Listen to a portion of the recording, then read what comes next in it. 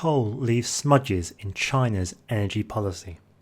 Chinese imports of the black stuff rose almost 14% in April.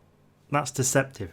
It's a fuel caught in a messy economic transition, which demands both blue skies and blue-collar jobs. Overall, domestic supplies in China will rise in the long term, but foreign purchases from the likes of Glencore look likely to fall. Coal buying has always served more than one purpose for Beijing. Earlier this year, officials prolonged clearing times for Australian coal. At least one port said to have blocked imports from down under, while capping others. Beijing denied a ban, but the kerfuffle prompted a debate over whether or not the world's largest coal consumer was retaliating for Canberra's decision to block Chinese gear from its 5G networks, or whether it's simply trying to support domestic suppliers. The overall impact, to be honest, has been pretty ho-hum. Imports of fuel still rose over 2% in the 4 months to April. That's against the same period the year before. And purchases of Australian coal for power plants did decline, but in the same token, steel-making coking coal, for which there are fewer substitutes in China, rose by more than 40% from March.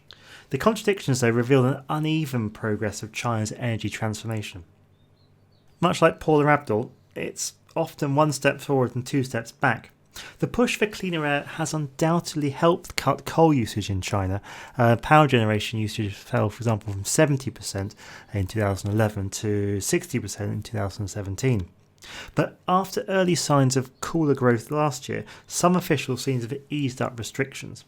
Mining capacity has increased, and Beijing, which often does not distinguish between types of coal, has said China will produce an additional 100 million tonnes of supply this year. As with almost anything energy related, it boils down to politics. Beijing needs to keep thermal coal prices in a particular band that satisfies both indebted domestic miners and the highly leveraged power producers.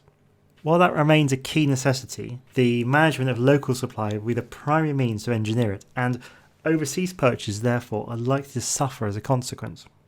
The latest numbers from the Australian government, to give an example, forecast that China's thermal coal imports will fall from over 200 million tonnes in 2018 to just over 150 million tonnes by 2024. Let's not forget that improving air quality and closing down surplus and inefficient coal along with the heaviest industries were strategic priorities of the 13th five-year plan and are crucial to China's structural transition. But managing that decline in coal, and especially in the coal mining regions, will be tricky. Almost 3 million coal workers need to be reskilled, and many zombie companies need to be weaned off public finance. China's expanding overseas operations are likely to be amongst the greatest determinants of future coal demand. The so-called Belt and Road Initiative will entail massive infrastructure development and looser capital controls, and could play a transformative role in helping partner countries develop clean energy systems. However, the Belt and Road Initiative could also act as an escape valve for squeezed Chinese coal and the heavy industry that support it. Populous, energy-poor countries along its route, thinking of Pakistan and Bangladesh for example, are already emerging as global growth markets for coal. Self-evidently, there will continue to be significant energy demands in China. But crucially, coal is no longer the cheapest energy source in many of the markets there, and where it is, governments are acknowledging the social and environmental costs of its use.